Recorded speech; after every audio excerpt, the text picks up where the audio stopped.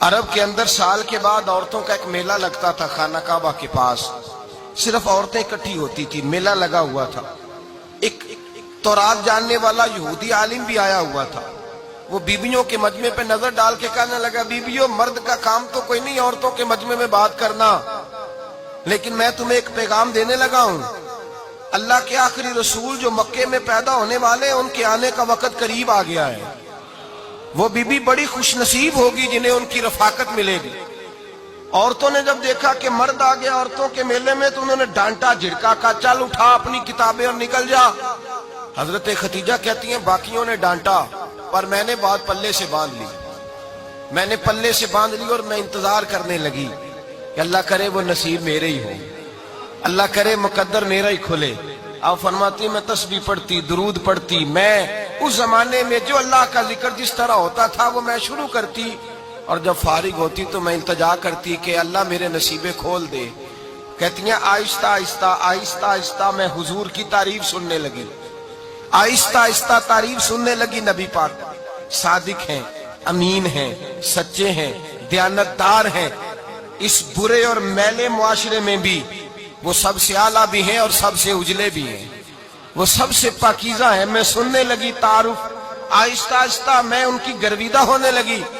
ادھر نبی پاک صلی اللہ علیہ وسلم اپنے چچا جناب ابو طالب کے پاس رہتے تھے. قحط آ گیا, حالات بگڑ گئے. حضور سید عالم صلی اللہ تعالی علیہ وسلم سے چچا کہنے لگے, بیٹے اگر مال تجارت لے کے شام جاؤ تو بڑا نفع کماؤ گے, ہمیں ضرورت بھی ہے, اور اگر ہو سکے تو ختیجہ کا مال لے کے جاؤ.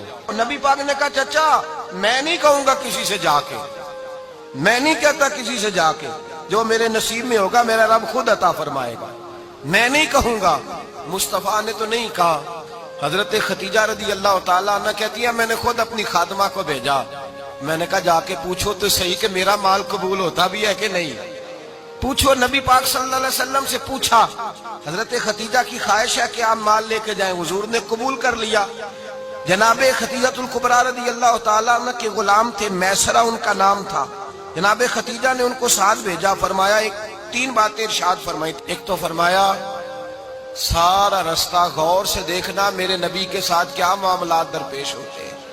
ابھی اعلان نبوت نہیں کیا. فرمایا ذرا غور کرنا, میرے مصطفیٰ کا مطالعہ کرنا اور مجھے واپس آ کے سبق سنانا. وہ جو تم نے چہرہ بددعا کی تلاوت کی ہو ذرا مجھے واپس آ کے سنانا.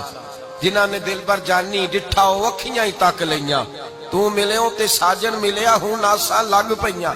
ذرا جا کے نا تلاوت کرنا اور مجھے دکھ. اور دوسرا فرمایا تم میرے غلام ہو تو مصطفیٰ کے بھی غلام بن کے رہنا. میں سنتی ہوں کہ کردار کے, افکار کے, نظریات کے, عظمت کے بلند و بالا, وہ جیسے کہیں ویسے کرنا. اور تیسری حضرت ختیجہ نے نصیحت فرمائی. فرمایا محمد ابن عبداللہ صلی اللہ علیہ وسلم کی رائے سے اختلاف نہ کرنا. یہ چلتے ہوئے معاہدہ کیا, جو وہ کہہ دے سو کر جانا. غلام کہتے ہیں میں ساتھ گیا, باتیں میں نے سن لی, لیکن جب سفر شروع ہوا نا ابھی چند منزلیں طے ہوئی تھی. میں نے کہا ختیجہ آپ نے کیا نصیحت کرنی تھی, ان کے ساتھ جو رہے گا وہ ان کا غلام ہی بن جائے گا. ان کے ساتھ جو رہے گا تو اجے میرا محبوب نہیں ڈٹھا جن ویکھ کے چن شرماوے, جے رکھے ہاتھ پھلاں وچ ہاتھ نال پھلا رل جاوے, ادھی راتی چن چڑھ جاندے جدوں جلوہ فرماوے. مایا جو بھی ساتھ رہتا غلام ہو جاتا. میسرہ کہتے میں گیا, تجارت شروع ہوئی. کہتے ہیں نبی پاک صلی اللہ علیہ وسلم جب منڈی میں پہنچے تو لوگ قسمیں اٹھا اٹھا کے مال بیچ رہے تھے. اللہ کے محبوب جب گئے نا تجارت کرنے تو ایک آدمی کہنے لگا چلو معاذ اللہ بتوں کے نام تھے لات و منات, کہنے لگا لات کی, عزا کی, منات کی قسم اٹھاؤ. تو نبی پاک فرمانے لگے ان کی قسم اٹھاؤں جن کا میں نام لینا بھی پسند نہیں کرتا. ابھی اعلان نبوت نہیں کیا. اور فرمایا ویسے بھی میں قسم دے کے مال نہیں بیچتا, خریدنا ہے تو خریدو, نہیں خریدنا تو نہ خریدو. کہتے ہیں لوگ قسمیں اٹھا اٹھا کے پیچھے جاتے تھے, پر میرے نبی جس سے رخ پھیرتے تھے وہ نبی پاک کے پیچھے ہو جاتا تھا. ماتے کئی گنا زیادہ نفع کمایا. ہم رستے میں تھے, حضور ایک درخت کے نیچے آرام کرنے لگے. ایک عیسائی راہب غار میں بیٹھا تھا, نکل کے آ گیا. مجھ سے کہنے لگا مجھے وہ جانتا تھا. میں سرا یہ کس کو ساتھ لائے, یہ کون ہے؟ میں نے کہا اہل قریش کے ایک معزز آدمی ہے. کہنے لگے یار جس درخت کے نیچے یہ لیٹے ہوئے ہیں یہاں عام آدمی نہیں لیٹ سکتا, یہاں وہی لیٹے گا جو اللہ کا سچا رسول ہوگا. یہاں دوسرا کو لیٹ ہی نہیں سکا. یہ رسول ہے، ان کا خیال رکھنا. کاش میں اس وقت تک زندہ رہوں جب یہ نبوت کا اعلان کریں. میسرہ کہتے ہیں میں غلام ہو گیا. نبی پاک صلی اللہ علیہ وسلم کی ادائیں مجھے بھانے لگی. جب واپسی پہ نکلے تو گرمی بڑی شدید تھی. فرماتے ہیں جب دھوپ تیز ہوتی تو بادل کا سایہ آ کے حضور پہ سایہ کر دیتا. بادل کا ٹکڑا نبی پاک پہ. اللہ جانے کہاں بیٹھ کے لوگوں نے کتابیں پڑھی ہیں جو کہتے ہیں 40 سال کے بعد نبی بنے تھے. پتہ نہیں کہاں بیٹھ کے کتابیں پڑھی ہیں. ہم نے تو جو سیرت پڑھی ہے وہ بتاتی ہے کہ تیری حیات پاک کا ہر لمحہ پیغمبر لگے، ہر لمحہ پیغمبر لگے. یہاں تو وہ لوگ جو کئی سال پہلے 20 اور 25 سال پہلے حضور سید عالم صلی اللہ علیہ وسلم کی رفاقت میں رہے وہ اعلان کر لوگ پتہ نہیں کہاں بیٹھ کے کتابیں پڑھتے ہیں، کہاں بیٹھ کے.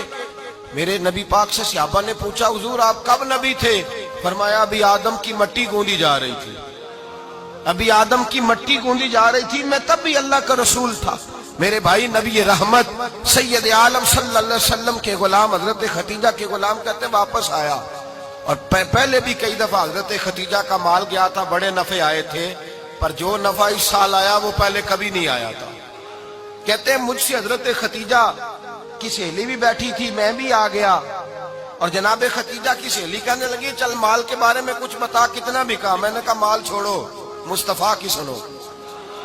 اور پھر کہتی چلو ٹھیک ہے، بادل سایہ کرتا تھا، چلو ٹھیک ہے. تم سے راہب نے پوچھا تھا یہ صحیح ہے، انہوں نے تیری سارے رستے بڑی خدمت کی، تیرا بڑا خیال رکھا، پر یہ بھی بتا تجارت کیسے ہوئی؟ تو میسرہ کہنے لگا زندگی میں نے بھی ساری گزار دی ہے، پر اس رسول کے ساتھ 4 دن ہی گزارے ہیں. حد ہو گئی مجھ سے، اور کچھ نہ پوچھو، اور کچھ نہ پوچھو. آ میرے دل آمنہ کے لال کی باتیں کریں، اور کچھ نہ پوچھو، بس ذکر ان کا چھیڑیے ہر بات پر، اور چھیڑنا شیطان کا عادت کیجئے. بس مجھے حضور کے تذکرے بیان کرنے ہیں، ذکر مصطفیٰ کرنا ہے. حضرت ختیجہ الکبریٰ بڑی متاثر ہوئی. کہتی ہیں مجھے درجنوں لوگوں نے پیغام نکاح دیا تھا پر میں نے سنی نہیں تھی. میں نے نفیسہ کے ہاتھ پیغام بھیجا. میں نے کہا میری عمر 40 سال ہے، ان کی 25 سال ہے، اور میرا احوال اور طرح کا ہے. وہ شہنشاہ ہے، جا کے پوچھو تو صحیح، بھلا میں قبول ہوتی ہوں؟ پوچھو. نفیسہ کہتی ہیں میں آئی تو وہ خاتون جن کے لیے لوگ بڑے بڑے قریش پیغام دیتے تھے، پیغام لے کے آئی. تو رسول پاک نے عجیب رنگ بیان کیا اپنی سیرت کا. جب میں پہنچی میں نے کہا ختیجہ نکاح کرنا چاہتی ہیں؟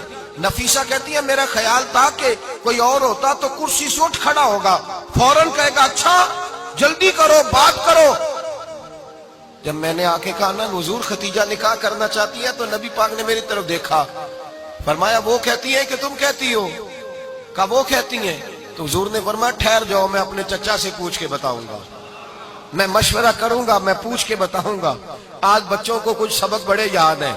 کہتے ہیں پسند کی شادی کرنا حضرت صاحب ناجائز ہے؟ پسند کی شادی کرنا کوئی ناجائز ہے؟ اور میں نے کہا بھائی صرف ایک ہی جائز چیز رہ گئی اور کوئی شے جائز نہیں.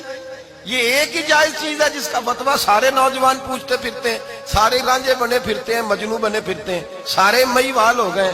اللہ پاک کو ہدایت کی توفیق عطا فرمائے. سارے اس بری لت کا شکار ہو گئے. او بھائی نبی پاک سوائے خدا کے کسی کے پابند نہیں، لیکن میرے مصطفیٰ نے اپنی امت کو یہ درس دیا ہے کہ جو بڑوں کے شفقت کے سائے میں چلتا ہے اللہ اس کی مدد فرمایا کرتا ہے.